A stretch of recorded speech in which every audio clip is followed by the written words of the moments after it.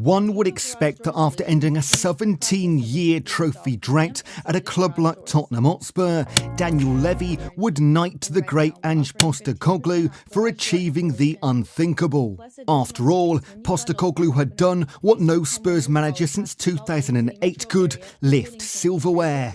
And not just any trophy, the Europa League, against all the odds. Yet, to everyone's surprise, just 2 weeks after that historic night in Bilbao, Ange was sacked. Ange Postecoglou was never short on belief. He arrived at Spurs with a clear identity: high pressing, brave build-up, a high defensive line and fluid attacking football. For the first 2 months, it looked like the club finally had found a project worth backing.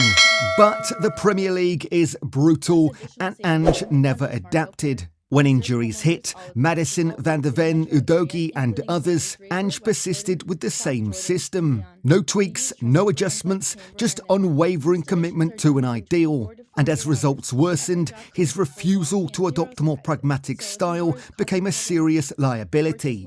Tottenham's league form after November was disastrous. They couldn't hold leads, they were exposed on the counter, and they repeatedly lost midfield control against sides that they should have beaten. In the end, the Europa League win felt like paper over the cracks. The league form wasn't just bad, it was relegation form. Tottenham didn't sack a bad manager, they sacked a stubborn one whose philosophy had stopped working and who refused to change it. Thomas Frank is everything Postecoglou isn't. Where Ange was idealistic, Frank is realistic. He's pragmatic, measured, thoughtful, a manager who assesses the opponent, identifies weaknesses and adapts.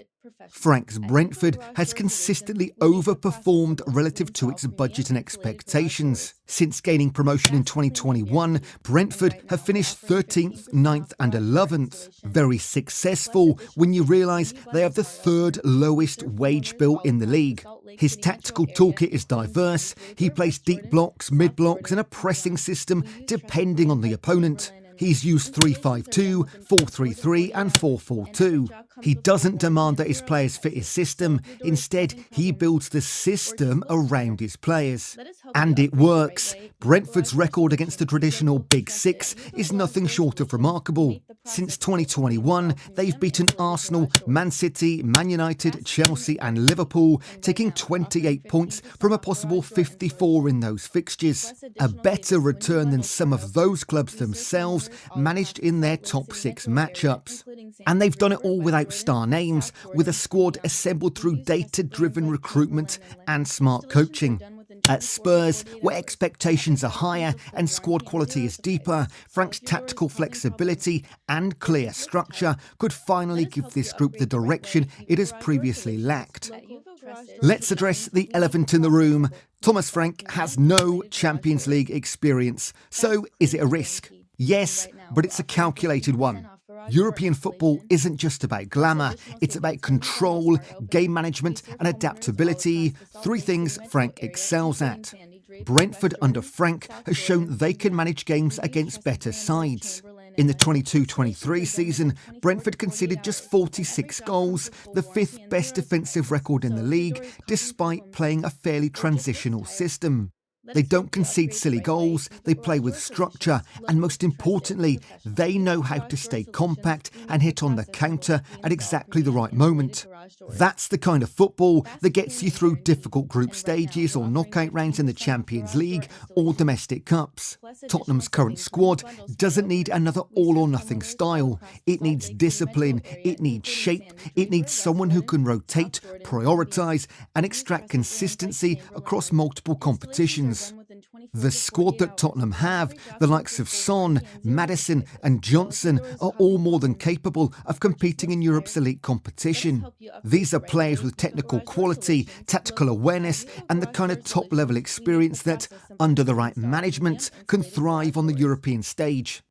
Frank may not have the Champions League badge on his CV, but his footballing IQ and ability to set up against elite opponents make him more ready for it than people think. Perhaps Frank's biggest challenge will be improving Tottenham's league performance after an embarrassing 17th position finish last season. To gauge Frank's performance in the Premier League, we can look at his debut season.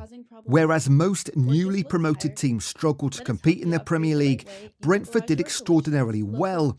They managed to finish 13th, comfortably clear of relegation with 46 points and a positive goal difference against expectations under the leadership of Thomas Frank. We all know that the Premier League is highly competitive and completely unforgiving. The margin for error is microscopic. Clubs like Aston Villa, Newcastle and Brighton have raised the bar. There are no easy fixtures anymore.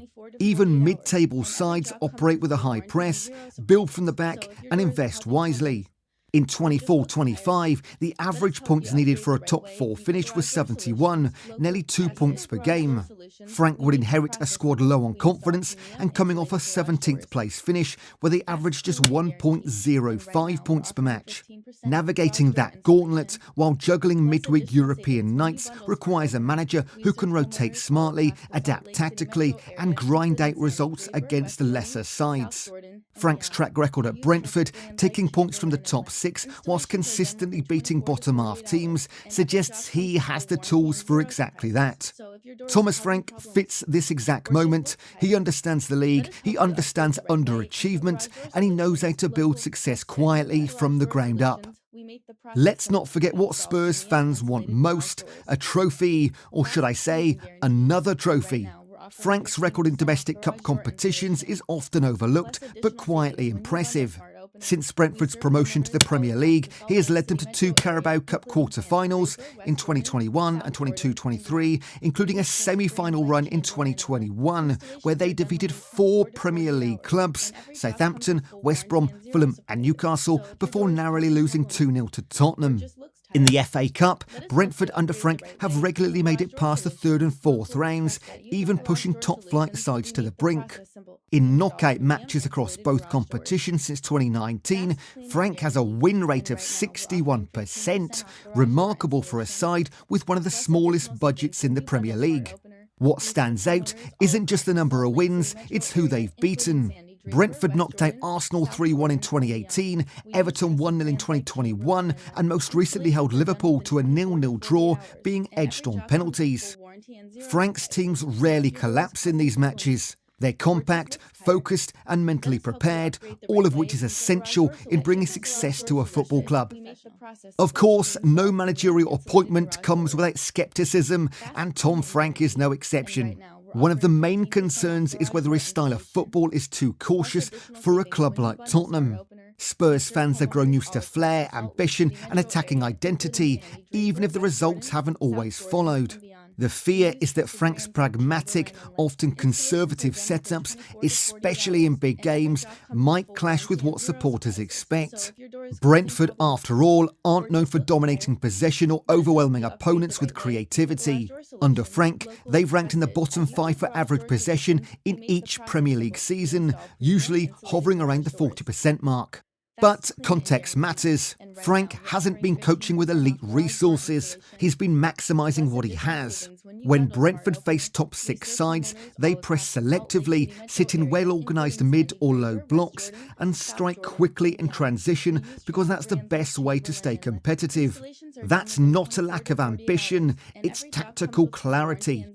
It's also worth noting that Frank's Brentford have evolved over time. In matches against mid and lower table teams, Brentford are more expansive. They push their fullbacks higher, utilise a dynamic front 3 and create width through overlapping patterns.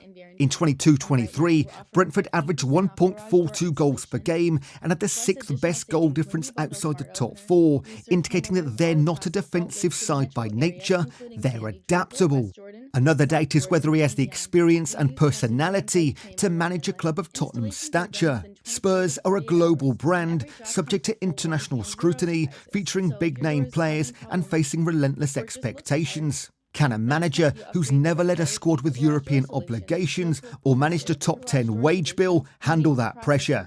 It's a fair question, but also a misleading one. What Thomas Frank lacks in profile, he makes up for in leadership. Players speak highly of his man management. Brentford's dressing room is known for its cohesion and professionalism, traits that rarely happen by accident. Frank creates a culture where players understand their roles, feel valued and are willing to work together. And if you can do that with a mid-table squad, there's every reason to believe you can do it with elite players, especially ones who are crying out for tactical clarity and emotional balance after years of turmoil. Finally, there's the question of expectations. Will Spurs fans give Frank time? More importantly, will Daniel Levy? Because, make no mistake, Frank is not a quick-fix manager. His success is rooted in long-term planning, smart recruitment and steady progress. He's not going to promise a title in year one. What he offers is stability, competitiveness and the potential to build something real. And frankly, after the emotional rollercoasters of Mourinho, Nuno, Conte and Ange, it would only make sense to trust Frank and give him the time he needs to turn this Tottenham team around. So, what do you think? Will Thomas Frank become just another name on the long list of managers who fell short at Tottenham? Or is he the one who can finally take Spurs to the pinnacle of English football? Drop your thoughts in the comments. And if you found this breakdown insightful, hit the like button, subscribe to the channel and turn on that bell icon. See you in the next video.